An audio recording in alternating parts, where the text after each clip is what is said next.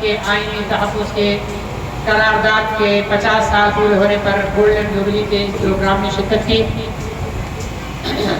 مجھ سے پہلے کچھ احباب نے مایوسانہ باتیں کی کہ یہ تعداد میں تھوڑے ہیں۔ بھائی تعداد میں حق والے ہمیشہ ہی تھوڑے رہتے ہیں لیکن غالب رہتے ہیں۔ اس کی غلبے کا اندازہ یہ کر لیں کہ سپریم کورٹ کے چیف جسٹس کو بھی آپ کے سامنے جھکنا پڑ گیا۔ آپ تعداد میں تھوڑے ہیں لیکن اللہ نے غلامان محمد کو ختم نبوت کے مجاہدین کو رعب اور دبدبہ بہت دیا ہے، ٹھیک ہے نا جی؟ انشاءاللہ میں مایوس نہیں ہوں، اس امت سے مٹھی بھر بھی نکلیں گے۔ غازی علم الدین اکیلا تھا، صحیح ہے یا غلط ہے؟ لیکن ناموس رسالت کا پرچم بلند کیا۔ غازی ممتاز قادری اکیلا تھا مارکیٹ میں جب سلمان تاثیر کے ساتھ بندوق لے کر پھر رہا تھا، لیکن اس نے کوئی ریلی نہیں نکالی، اکیلا ڈس کر دیا۔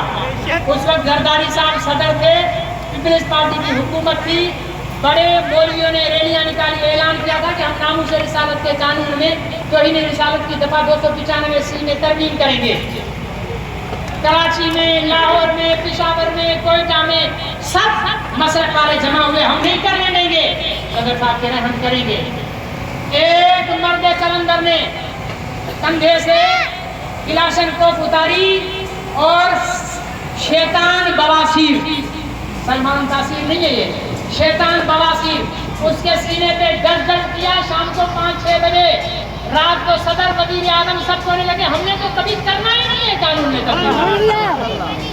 تو ہماری تقریریں اتنا اثر نہیں کرتی جتنا غازیوں کی ڈس اثر کرتی ہے۔ غازی کے ساتھ مجمع تھا، ممتاز قادری کے ساتھ مجمع تھا اکیلا، غازی عبدالقیوم کے ساتھ مجمع تھا۔ بھائی کام کرنے والے قلت والے ہوتے ہیں، تھوڑی سی تعداد والے ہوتے ہیں، شکر کریں۔